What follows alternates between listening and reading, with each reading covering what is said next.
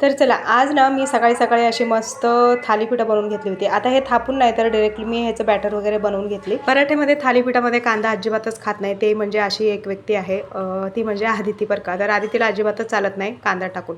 म्हणून मी तिला पहिलं 3-4 बनवून घेतले आणि त्यानंतर ना आता कांदा वगैरे टाकली. आता ह्याच्यामध्ये मी सगळे मसाले टाकलेले आहेत. गरम मसाला, धना मसाला आणि लाल तिखट आणि भरपूर अशी कोथिंबीर आणि त्यानंतर ना कांदा वगैरे टाकले. आता हे व्यवस्थित असं सगळं बॅटर मिक्स करायचं आणि त्यानंतर हे खरपूस असे तेलात तुपात भाजून घ्यायचे. त्यानंतर नाश्ता वगैरे करून घेतली आणि ह्या बटाट्याचं मी काय करणार आहे आता, किसून वगैरे भाजी करणार आहे का काय असं वाटत असेल तुम्हाला, पण नाही बरं का. तर आता हे व्यवस्थित असं बारीक किसून घ्यायचं, नाही तर तुम्ही पटकन एक राऊंड मिक्सरला लावून घेतलं तरी सुद्धा चालतंय. आता याचं मी बटाट्याचं किसलेला ज्यूस काढून घेते आणि ह्या ज्यूसामध्ये 1 चमचा असं बेसनपीठ टाकायचं आहे. त्याच्यानंतर याच्यामध्ये टाकायचं आहे कॉफी. तर कॉफी अंदाजे तुम्ही चिमूटभर टाकली तरी चालते, अर्धा चमचा टाकलं तरी चालते.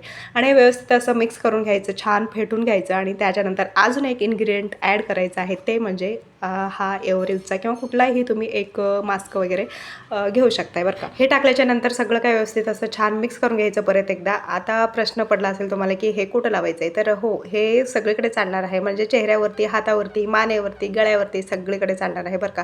कारण हे जे टॅनिंग वगैरे झालेलं असतं, उन्हाळ्यामध्ये जास्तीत जास्त फिरणारे वगैरे बाहेर असतात ना महिला, तर त्यांनी हे आठवड्यातून 2दा केलं तरी सुद्धा खूपच भारी आहे बरं का. बिलकुल पण टॅनिंग ह्याच्यावर होणार नाही आणि लगेच निघतं.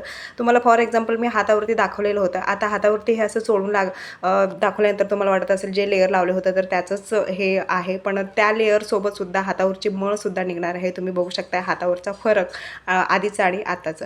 आता हे मी लावून 10-15 मिनटं ठेवलं आणि थोडंफार ओलं होतं तेव्हाच हे असं थोडंसं हाताने चोळून काढायचं आहे. जास्त रगडायचं नाही आहे, हलकं आपण सगळीकडे असं चोळून काढायचं. आणि एवढं सॉफ्ट आणि एकदम गार थंड पडला होता ना माझा चेहरा.